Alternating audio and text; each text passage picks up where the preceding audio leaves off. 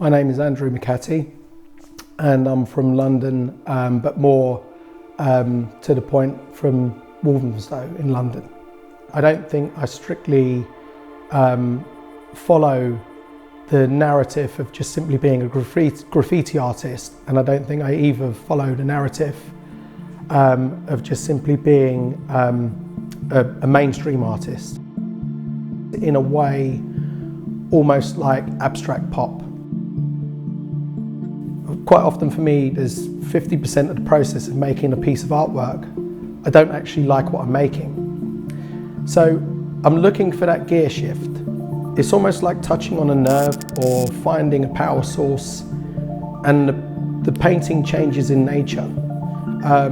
So one of the things that I've found in some of the very recent works, there's sort of like exploded bubble-scapes, is that when I start playing with the illusion of light sources influencing, but you can't see them from the canvas, that's the moment I feel like I'm beginning to create a type of illusion, if you like, where the viewer also sees the same thing. There's things that I will paint now that probably if you took me back 10 years ago, I would have been afraid to paint. And now what I'm doing is I'm applying detail, but I'm kind of like amplifying something. So I think there's a new kind of boldness that goes into the work, and that is enough to kind of change into a slightly different gear of exploration in what I'm looking to achieve.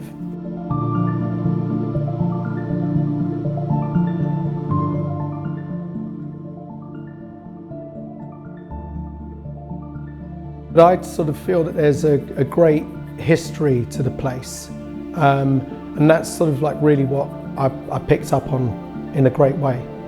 I soak up things by osmosis, so I think that lots of the kind of like structures and forms that we've been looking at have been really very interesting, and even sort of like the material of stuff from the real world. It's been a true bombardment of the senses, so I'm looking forward to seeing what that brings.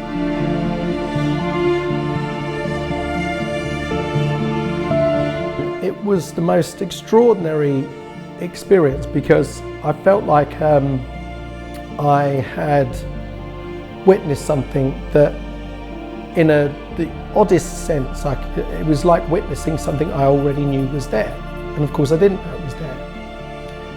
And I really felt like I was caught in a moment that was timeless. I really felt like I was caught in a moment of pure, exquisite beauty, framed. And it was that I was not expecting to find. It was actually quite an emotional experience, actually. And it was one that really took me. But I just know the power of that was really quite extraordinary.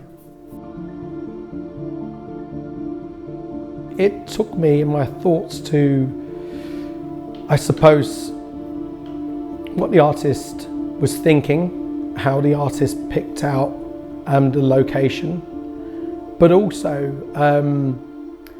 I think there was an element of nostalgia, there was an element of timeless beauty, and it was all of those things that were encapsulated and sort of frozen in time almost. One of the things that you will see in my work is that although you see the sort of multi-layered bubbles and sort of suggestions of bubble universes, you will also see elements that are quite sort of like disturbing. You know, there's a spacescape, but what's that weird sort of like toxic green doing there? And of course, in looking through that frame, I felt that almost like that same toxic kind of colour was present in the rock formations, and in this kind of like slurry of green that was kind of populating everything, and it almost has a similar kind of like disturbing kind of nature. There was this sense that when I was taking the photographs as well, I got very low down and made it in the viewfinder that most of what you were looking at was this green slurry, and then the smallest part was the sky.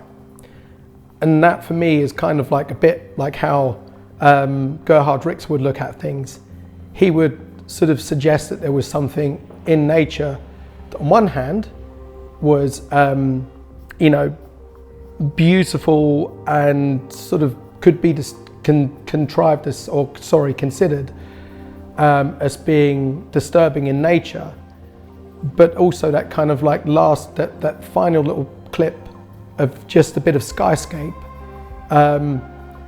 That composition would be very much how Gerhard Richter would work. So that was kind of like an influence in that photograph as well. I think if I was to be as honest and reflective as I could be about the visit, there was that looking in the rock formations and in the seaweed and in the looking at what the elements were doing, it brought me back very much, I think, to being a boy. You're just kind of playing again. You're just kind of, you know, turning over rocks. You're very much interested to see what nature is doing. So I think, you know, there was some strange kind of influences of colour that you, if you like, you know, get reminded of when you're in nature. So the rock being the greyness that it is, but the green being the sort of like off, almost floral green, helps you to kind of like amplify certain things, and I think that's what will happen. Once again, maybe perhaps this is sort of going back to being a boy, but you know, you can kind of like, through your experiences, you can you know, recount where you've been and where you were at a certain mindset. So there was part of me that kind of imagined that, you know, it was like the Jurassic period almost, and you know, large dinosaurs were going to sort of like come around the corner at any moment. There was a part of it which was, I'd described part of this process that it's felt like a pilgrim. And I think winding up that path and then sort of around arriving at the peak where you're looking over this sort of like vast landscape, I suspect that that will be conveyed in the footage, and that's certainly how it felt. So it will be reflective. What is it that's important, if you like? That's the question. What is the difference between sort of like, you know, photographs and the experience? And that's it in a nutshell. It's the experience. So the things that I've seen on my trip here, in particular the trip to Sark, and you know, what we kind of experienced, I think that's the thing that you can't really give to anybody else. That's a very personal thing, that's for me. It'd probably be fair to say there is a degree of apprehension because I'm in something a little bit unknown. I'm absolutely alive to explore what that is and what happens as a result of.